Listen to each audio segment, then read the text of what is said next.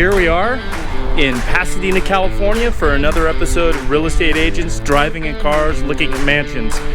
First, we're gonna take a walk down memory lane for me. This is Nick's restaurant, and Nick's used to be a real estate office, and that is where I started in real estate 20 years ago. Yes, down this alley, into that building is where I started. So, yeah, a little memory there. It didn't look like that then, it was brick, but I think the door was in the middle and my office was down to the right. So 20 years ago when I just started there, I remember this incredible agent, Darrell Done. And he dominated the luxury market back then. He dominates today. And I'm pretty excited because not only do I get to interview Darrell in a fabulous car, but we are gonna see a bona fide mansion. He's gonna take me to a $9 million mansion that's for sale. I'm super excited. Pasadena is an incredible city. We're gonna talk a little bit about the diversity of architecture here. And I am walking now to Darrell's office, which is walking distance from my original office, to show you guys the car that we're gonna take. So hold on just a second. Once I get there, we're gonna take a look at the car. And here is the cool car that we're gonna take today. It is a 2019, is this a 2019? 2019 Jaguar F-Pace, all-wheel drive S. Check this out. And just out of pure luck, that is Darrell Done. Darrell, thank you so much. Oh, my pleasure. So I was just telling him that I started in real estate, literally walking distance from your office. If you remember, that was Dixon Realtors. I remember it well. And I started there 20 years ago. And you were, well, already one of the top luxury agents in town. I looked up to you. Amazing. You still are. Thank you. So we're going to take this sweet ride today. Yes. And I understand as I interview you, we're going to be driving to a $9 million mansion. That's right. And it's located right across the street from the Huntington Library, which is a wonderful thing that is in our community. The Huntington Library and Gardens are an amazing place, world-renowned, and this beautiful property is right across the street. Well, let's take a look at this car. I understand you occasionally drive this type of car, right? Yes, I do. So this is a 2019 F-Pace. I looked it up. It has 349 horsepower. I turned the key on quickly. This is Darrell's car. You know, I don't have that fancy of a show, so I borrow cars and look at mansions. It only had 5,900 miles on it, so you must have just gotten it. I got it in March. And you don't drive anywhere.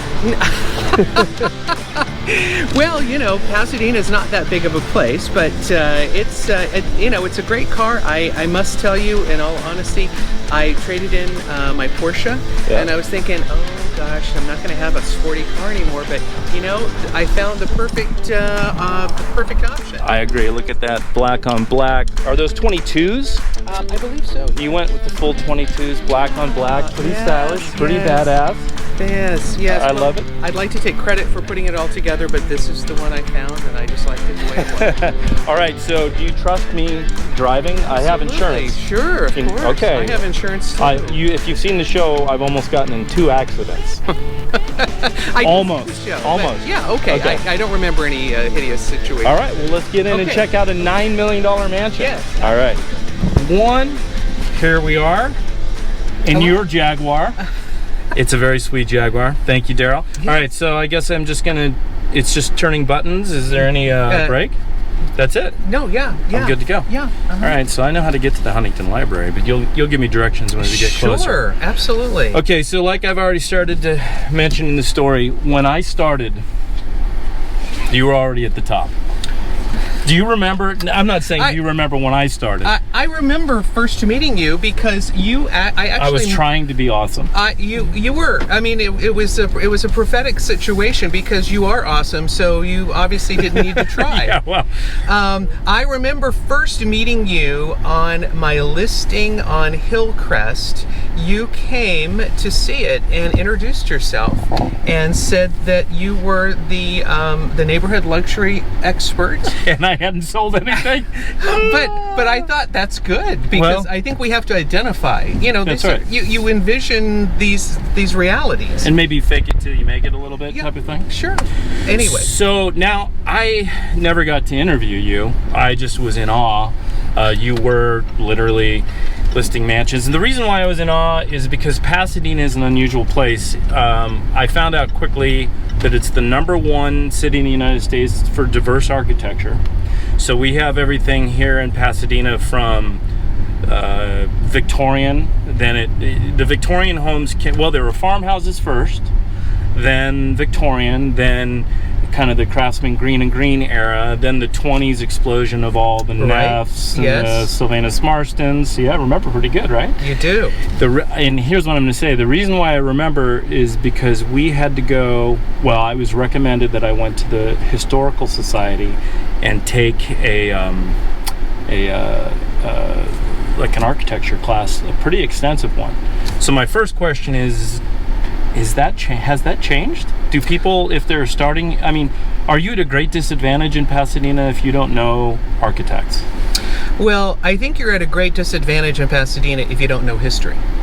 Because Pasadena is about history. If you think about putting things into perspective, Pasadena was a thriving destination at the turn of the 20th century with many, many resorts that people would come from the East Coast. And so because of all of the migration of people coming for the winter, they decided this was a beautiful place to live. And so Pasadena benefited from these wealthy people who would vacation here. And they came in on trains. And they came on a train. In fact, Pasadena had its own train station, which people would get off before it went on to Los Angeles. So it was a dedicated stop. They came, the Desert Wind, I believe was the name of the train, and it came from Chicago. And so we had this very, very important influx of people coming, and they brought these aesthetic priorities for architecture. They wanted to replicate either what kind of home they lived on the East Coast or in Chicago, or they wanted to build a fantasy home of the places that they stayed in Europe. So that's why architecture became so important here. Yes, absolutely. And during that time, you have to know that the arts and crafts movement was starting in Scotland and making its way into the United States, and that was the counter culture to the Victorian era. The Victorian era was very, very elaborate and very detailed. The craftsman was all about fitting into nature and being homogeneous and consistent with its surroundings. And so the Green brothers were very instrumental in creating the craftsman architectural style, and they were commissioned by many, many people. The Gambles of Procter & Gamble had them build their home. And that home is still here. It's also the home to the USC Architecture School now, and museum. Yes, so you can actually go and see that home. It's co-owned by the city of Pasadena owns it actually as a institution. It's a designated landmark, but USC School of Architecture has used it for their students, and they actually have students that lived there on the property. Right. Well, really on the Victorian era in Pasadena, from my understanding and my memory of the area, they're sort of, I don't want to say fake Victorians, but they came over as kits on trains, is what I remember learning. So, it was a kit home back then, so it was essentially one of the first track homes. Yes. Yes, in fact, I have represented several properties in the area that were actually homes that were kits from the Sears catalog. Oh, really? Yes. So Victorian though? No, this was not a Victorian. It was actually more of a traditional English kind of an architectural style, but it was first of all interesting because it was made of redwood. So, but it was a kit from Sears, from the Sears catalog, and it was a beautiful house, 4-bedroom, about 3,000 square foot home in South Pasadena on a beautiful street. So I'm going to pull over really quick because I have a feeling we're getting close, right? Yes, it's just around the corner. Okay, I have a few more questions. Okay. I have like an hour's worth of questions with you, but at some point we lose the audience. So hopefully we haven't by now. But the history is important here. It is important. So if I were to get into real estate in Pasadena, and real estate, it's so with social media, and it's there's so many people. Yes. Is it still important to learn the history here? Well, Well, or can you be just the fancy pants agent and know people and kind of pick it up along the way? you have to have some substance to the style. Yeah, And I think so. so I think that you have a situation, as we all know, 85-90% of all the people today do their research online. Mm-hmm. They look at a house they think might be interesting, and then they actually make an appointment to come and see it. Yeah. And they need somebody to help them get a sense of history, not only maybe for the house itself, if it's architecturally significant, who was that architect, who was the first owner. One of the things that's very important in our area is to do a biography on a home. And so I have not. I've been in so many places. But there's no other area that I know of. Maybe there's something on the East Coast that I'm not aware of. There's literal. But it's like a story. It really is. It's a biography of the house, from who was the person who had it built, who was the architect and the builder that built it, who had subsequently lived there, who were they, what did they do for a living. These biographies will find out that the first owner of this house was actually born in Canada, and he moved to Pasadena in 1893, and he had this house built in 1910, and he had a wife and 5 kids, and they lived into the house until 1930 or something like that. And then it goes on and on. But one of the things that's really important is, I've always felt and with every house, but with certainly significantly architectural homes, you are a caretaker over time of the history of the house. And I think it's very, very important to know that. It also makes you feel very special that there was a lot of thought that went into these houses, and architecturally significant homes or architectural design homes, whether they're 150 years old or 5 years old, there's a lot more thought that goes into those homes than just a regular house. You made me think of the Blacker estate. Do you think that that's where this started in Pasadena? And I forget the year, but supposedly, this is the story that I heard, a rich Texan oil baron bought it. And so the Blacker estate, if you want to look it up online, is the most expensive commissioned home for Green and Green. So it's this fabulous home, not far from here. And somebody who didn't necessarily appreciate architecture, who had a lot of money, bought the home and proceeded to sell pieces from the home, which the Green and Greens were built home specific. So the lights were built in, the chair is supposed to be in that corner, everything is supposed to be there, and they proceeded to sell off pieces. And that was kind of the beginning of the Pasadena Historical Society and Preservation. Am I yes, right? And the interesting side on that was, you are correct, it was in the late 80s. This gentleman bought the house and sold the interior pieces, including, when the Green brothers built or designed these homes, Tiffany did all the light fixtures and all of that. Yeah. So they actually sold the light fixtures and the interior details of the house for more than they paid for the house. Oh man, I didn't hear that. So the people that currently own the Blacker house spent a tremendous amount of time at that time when they bought the house. A gentleman who was the director of the Gamble House and was very, very familiar with the Green brothers' architecture and history. He was commissioned to research what those fixtures, all of those things that were missing, looked like. And they had them replicated piece by piece. So they restored. So if you went, and I'm sure you know them, if you go into the Blacker estate today, is it a finished reproduction? It is beautifully redone, and more importantly, there's a book on the restoration of the Blacker house that was published. It's a very interesting book. And when that house was built, it sits on a knoll. It had its own lake, and it had a huge piece of property. The current owners are buying up the houses around them and recreating the original lot. So, not only is it nice that they have money that they can afford to do that, but they have the sensitivity and the desire to recreate what was there. You know what? If we have time on the way back, I think we might drive by the Blacker estate and have you point, and or show us the home. Yes. At least from the outside. It's a really, really interesting home, and it really there's the Gamble House, the Blacker House.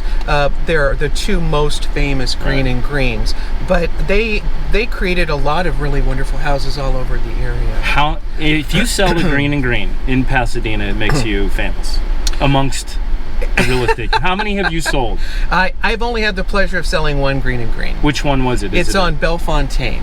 And I know that one, and they were doing some work on it as well. Yes. Meaning that the Historical Society had to oversee the work. Yes, absolutely. Anything that's done to a green and green is even more restricted because they don't want it to be damaged or drastically changed. All right, here we are. So you do know about this house? Yes. Let's go. Well, let's put it behind us so we can see it. Was this? You say this is a new build? Yes. Okay. All right, there it is. Okay. That is a $9 million mansion. Right. That's a real mansion. And it was built in 1998, which is new construction for Pasadena. And we are right across the street from the Huntington Library. And all you can see is a giant fence, but look at that fence. Those grounds go a half mile that way, yeah, and a half mile, or maybe even a mile that way, and a half mile to the east. Yep. That's a whole nother show in and of itself. It is. And so we talked about the railroad. Henry Huntington was a railroad magnate. He basically brought the railroads to this area. He owned a lot of land. He relocated with his second wife and built this beautiful mansion on these grounds. It's unbelievable. I've had a membership for many years and would just go read books occasionally. Yeah, it's amazing. Yeah. So this is 1998, and do you know if they've redone the inside currently? They've done a few updates, but it's primarily the way it was in 1998. They haven't done a lot of changes. It has a tennis court, which is a little bit more unusual, as well as a beautiful pool. But it's a very elegant. It's a French revival style, so it's a little bit more ornate than a lot of the newer construction houses that have been built recently. This is a secret question. Is $9 million a good price? I believe so, because this location is quite stellar. Right. I mean, people stay here for a long time. Yes. They just don't move in and then move out. No, and it's in the center of the geographically it's in the center of town, so you can get to a lot of different places very easily. So who buys this? Somebody in the Hollywood type business, or CEOs, business owners, lawyers? It tends to be more business people who work in downtown LA. Got it. We're only 11 miles from downtown Los Angeles, so it's a very easy commute. Oh, look at this entryway. Let's see. Are we going to see Gus here? I don't know. Maybe. Let's check it out. Gus! Hey! You're going to be on my show. What is happening? This is real estate agents driving the cars looking at mansions. How are you doing, man? It's been a long time. Peace. That's right. We're interviewing Darrell today. You're interviewing Darrell? Now You couldn't do any better? You can get in the show. So here's the thing with the show. It's real estate agents driving in cars looking at mansions, sorta. No drinking any coffee? Well, we copied that show. We already covered that. I'm drinking. But the sorta part is that the funny part, well, it's not really that funny, is that I can never get a mansion.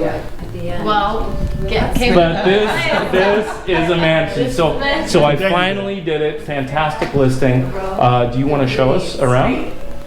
Or do you want to tell us something? No, actually, I'd be happy to show you around, but I actually think we'd be better off looking around, and then I want to catch up to you on the end. You got it. All right, let's do it. Nice to meet you. You have a great guide here, so you're in good shape. That's right. All right, so let's check this out, Darrell.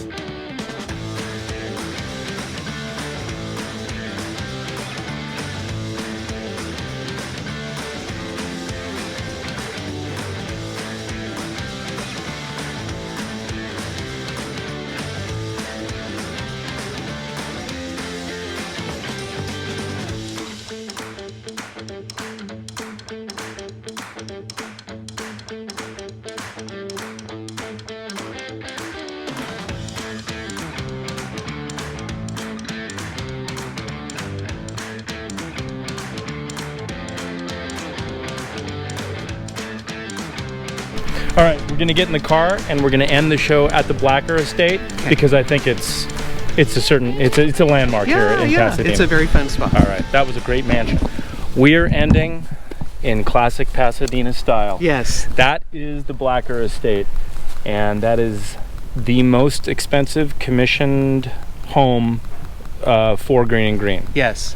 It's and as I mentioned earlier, the property, actually the original photographs of this house showed that the property was quite extensive and there was a little pond lake on the back side here, and over time the owners have sold off some of the property to local residents and they built houses. The current owner is in the process of actually buying back some of the houses that border the property, their property, and are opening it up. Like for instance, this area you see over here, there was actually a home and they've reclaimed all of this area here.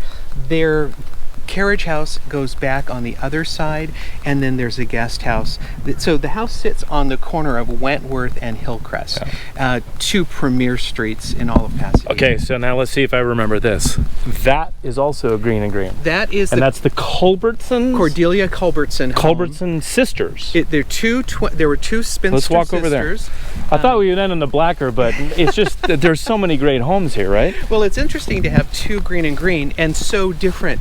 This is a very Asian influenced home, and the interesting thing about this house is it's a single level house from the front, but it has 2 stories, and the lot drops down because we talked about the fact that it's Hillcrest. And so the way the Green brothers designed this home is that the bedrooms are at the back of the property and they are actually on the second level of the lot. So from a security standpoint, they were a little concerned about having their bedrooms on the ground floor. So they figured out a way to create a space for the bedrooms that was raised up above the yard. Wow. It has a center courtyard. It's a tremendous house, and very, very different. It's probably one of the most unique Green and Green structures that they ever designed. Look at it again. And then, since I just can't stop with the architecture, we go around the corner and there's this semicircular, was that a Marston or was that a Neff? The semicircular home, the Italian? It is a Wallace Neff property. That is another gorgeous home where you pull in a semicircle and you can see right through the front doors down into the little valley. Yes. And just as an aside on celebrities, the movie producer Stephen J. Cannell, who did all the action TV shows in the 70s and 80s, he used to live just around the corner. Oh, wow. And his house just sold. He passed away a few years ago, obviously, and his wife sold the house. But they lived just there, and they had the largest property in this neighborhood. It was about 5 acres, and it dropped down to Kewen, which is the canyon below. And so their lot actually went street to street and had beautiful terraced gardens and things like that. Well, Darrell, I'm going to give you a big hug. Thank you so much. I think the lesson here is that if you want to come dominate the luxury market in Pasadena, you have to do your homework. You do, yeah. Well, that's our value, is we're giving our clients information and history. Yep. Well, look at that, you guys. Well, that was fun. That was worth every minute. Thanks again. It was a pleasure. Thank you. It won't be 20 years until I interview you again. Okay? All right, see you, Darrell. All right.